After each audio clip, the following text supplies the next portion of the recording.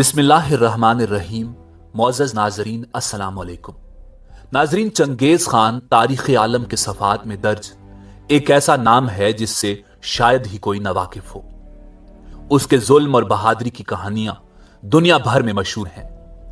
चंगेज़ खान की फौजें जिस इलाके से गुजरती थीं, अपने पीछे बर्बादी की दास्तान छोड़ जाती थीं। कहने को तो वो मंगोल हुक्मरान था, मगर उसने अपनी तलवार के जोर पर एशिया के एक बड़े हिस्से पर कब्जा कर लिया था। तारीख में इतने बड़े हिस्से पर आज तक किसी ने कब्जा नहीं किया।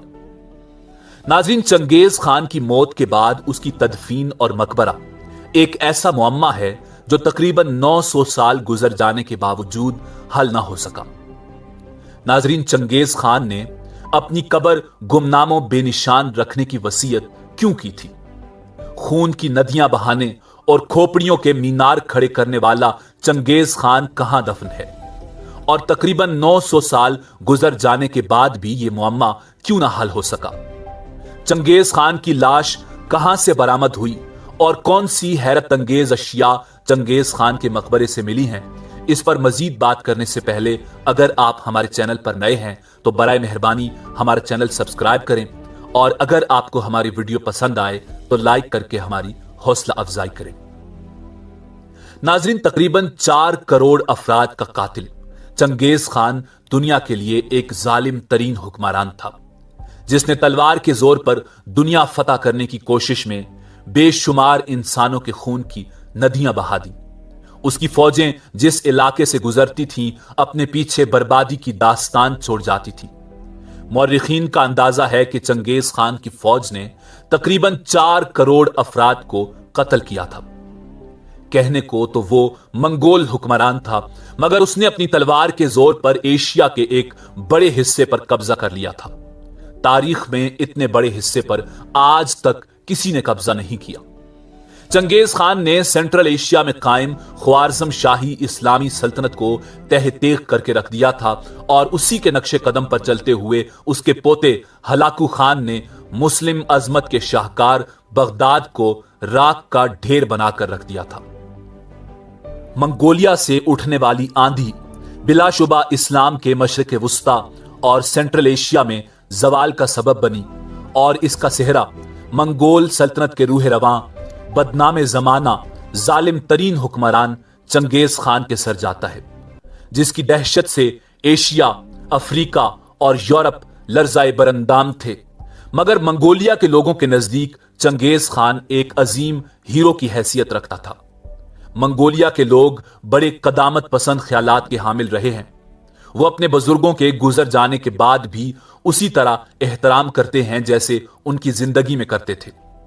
आज भी जो लोग खुद को चंगेज़ खान की नस्ल का मानते हैं, वो अपने घरों में चंगेज़ खान की तस्वीर रखते हैं। मंगोलिया के लोगों के लिए वो अजीम हीरो है, जिसने मंगोलिया को मशरकी और मगरबी ममालिक से मरबूत किया, शाहराए रेशम को पनपने का मौका दिया। उसने मंगोलिया के लोगों को मजहबी आजादी का एहसास करवाया।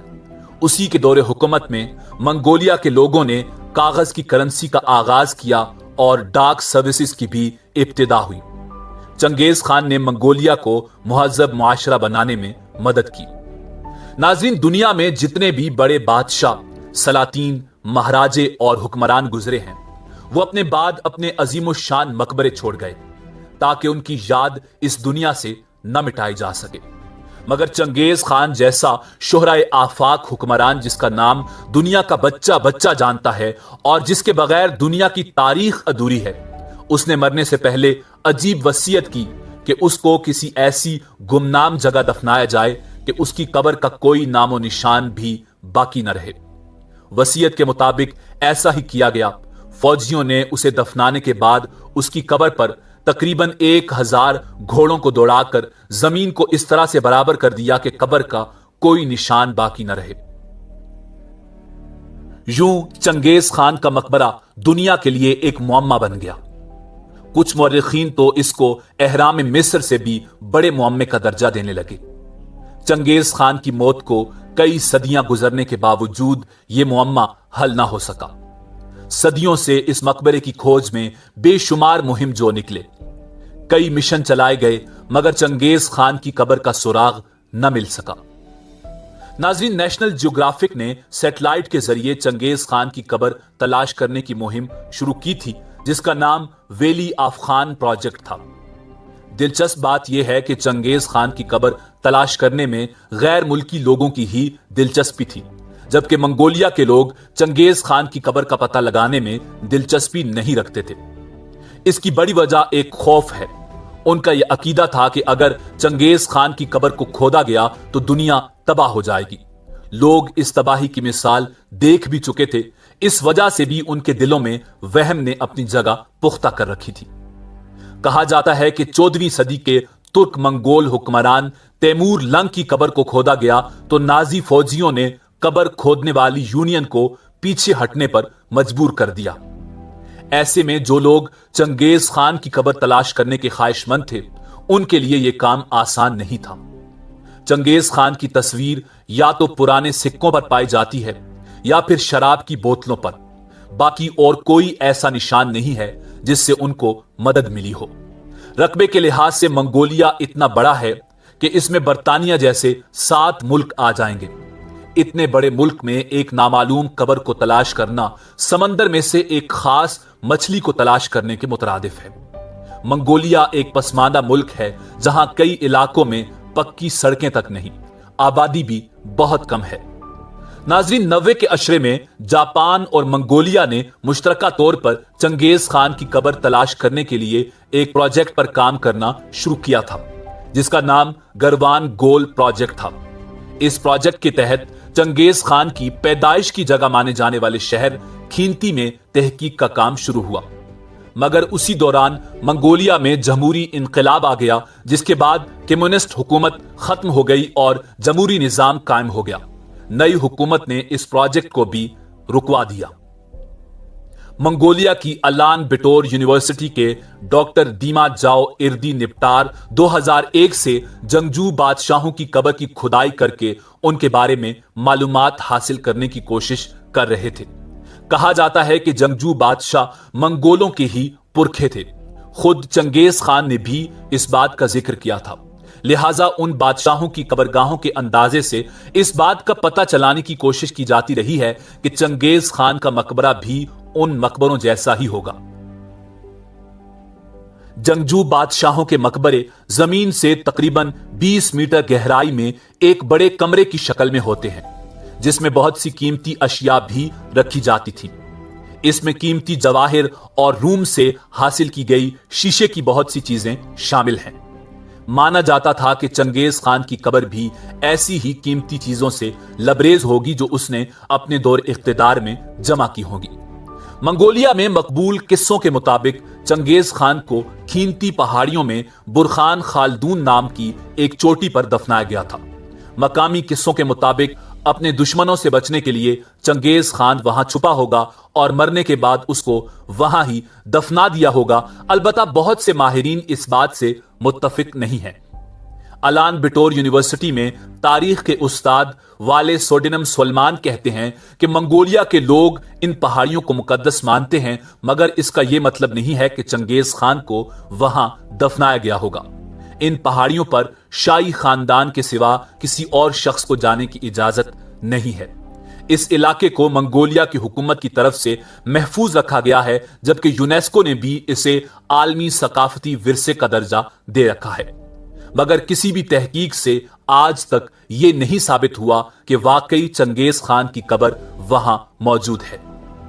नाजरीन, चीन के तारीखदान और दीगर तहकीकी इदारे मुस्तकिल चंगेज खान के मकबरे की खोज में लगे थे और बिलाखिर उन्होंने दावा किया है कि वो चंगेज खान का मकबरा दरियाफ्त करने में कामयाब हो गए हैं।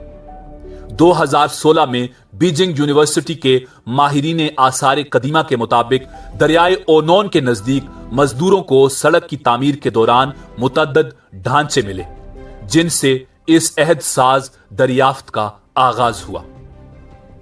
नाज़रीन, मास्को से गुजरकर झील बेकाल से आगे मंगोलिया के रास्ते एक दरिया आता है जिसका नाम दरियाए ओनोन है। वहां जो मकबरा दरियाफ्त हुआ वहां से कुल 68 ढांचे मिले हैं, جن کے بارے میں کہا جا رہا ہے کہ یہ مقبرے کی تعمیر کرنے والے مزدوروں کے ہیں، جن کو اس مقام کو خفیہ رکھنے کے لیے زندہ دفن کیا گیا ہوگا۔ تمام قبریں پتھر کی دیواروں سے ڈھکی ہوئی تھی۔ مقبرے سے سونے کے سکوں اور چاندی کی اشیاء کے ڈھیر کے ساتھ ایک لمبے قد والے مرد کا ڈھانچہ ملا ہے، جس کے بارے میں کہا جا رہا ہے کہ وہ چنگیز خان کا ہے۔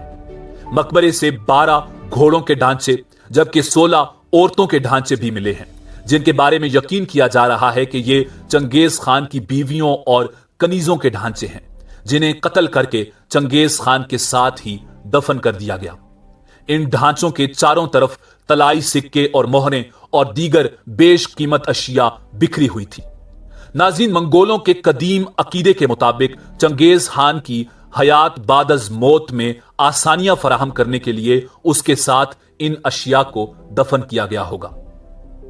ماہرین آثار قدیمہ نے کئی قسم کے ٹیسٹ اور تجربات کرنے کے بعد اس بات کی تصدیق کی ہے کہ مقبرے سے برآمد ہونے والے لمبے قد والے شخص کی عمر تقریباً 60 سے 75 سال کے درمیان تھی اور اس کا انتقال تقریباً سن 1235 کے درمیان ہوا تھا، اور تاریخ کے مطابق وہ یقیناً چنگیز خان تھا۔ مقبرہ سینکڑوں سال تک دریا کے ساحل کے نیچے رہا تھا، یہاں تک کہ دریائے اونون نے اپنا راستہ تبدیل کیا اور مقبرے کی جگہ پانی سے باہر آ گئی۔ سینکڑوں سال تک زیر آب رہنے والے اس مقبرے کی حالت انتہائی خستہ اور عبرتناک تھی۔ ناظرین، کئی سلطنتوں کو عبرت کا نشان بنانے والا، لاکھوں انسانوں کو ڈھانچوں اور کھوپڑیوں میں تبدیل کرنے والا، آج خود ایک خستہ حال ڈھانچے کی شکل میں دنیا کے سامنے نشان عبرت ہے کہ بے شک حقیقی حکمران اور باقی رہنے والی ذات تو اس ایک وحدہ لا شریک، زبردست اور عظیم الشان کرسی والے پروردگار عالم کی ہے، جس کو نہ نیند آتی ہے اور نہ اونگ، جو ہمیشہ سے ہے اور ہمیشہ رہے گا۔ بادشاہت صرف اور صرف اللہ رب العزت کے لیے، حکومت صرف اور صرف خدائے بزرگ و برتر کی۔ ناظرین، اسی امید کے ساتھ آپ سے اجازت چاہیں گے کہ آپ کو ہماری ویڈیو پسند آئی ہوگی۔ ملتے ہیں بہت جلد ایک نئی معلوماتی ویڈیو کے ساتھ۔ اللہ آپ کا حامی و ناصر ہو۔